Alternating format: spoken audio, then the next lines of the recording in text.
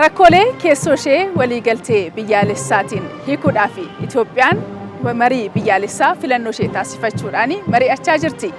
Waggoottan afran darban hojii ajandaa walitti qabamuu taasifameen ajandaawwan 8 ijoon walitti qabamuudhaan marii biyyaalessaatii fi qophii bal'aan taasifamaa jira. Akkuma har'a argaa jirtan kanas immoo marii biyyaalessaa guyyaa borii eegalamuu fi jala bultii isaatii fi agarsiisni maarsh baandii gaggeeffamaati kan inni jiru.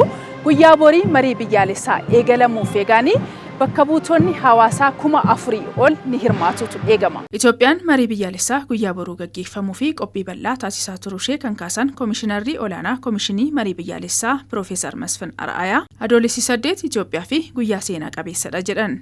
ብዙ የደከምንበት ነው 4 ዓመት ሁላችንም እናንተንም ጨምሮ Mariin biyyaalessaa waggoottan afran darbaniif kan baay'ee itti dadhabneedha. Yeroon kun immoo yeroo Itoophiyaanonni hundi iddoo tokkotti wal ga'uun waa'ee biyya isaanii irratti mari'atanidha. Kun seenaa Itoophiyaa keessatti isa jalqabaati. Tarii lakkoofsaan immoo hirmaattota 4,000 ol hirmaachisuun isa jalqabaa ta'uu danda'a. Kanaafuu mariin kun guyyoota 30 fi isaa oliif kan adeemsifamudha.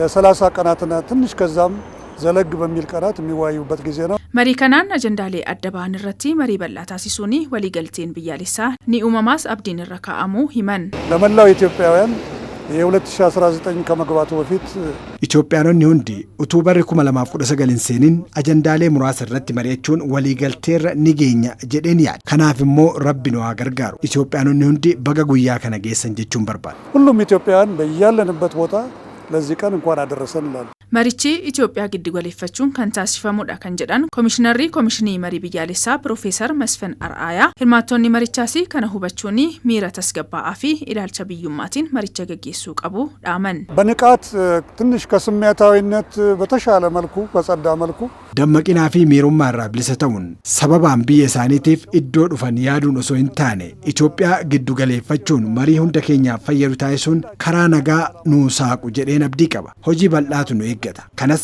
Rabbi wajjin ni milkaneessina jedheen yaada. እንሰራቸዋለን በተወሰኑት ላይ በእርግጠኝነት መግባባት ላይ እንደርሳለን ብዬ ከእግዚአብሔር ጋር ተስፋ አደርጋለሁ።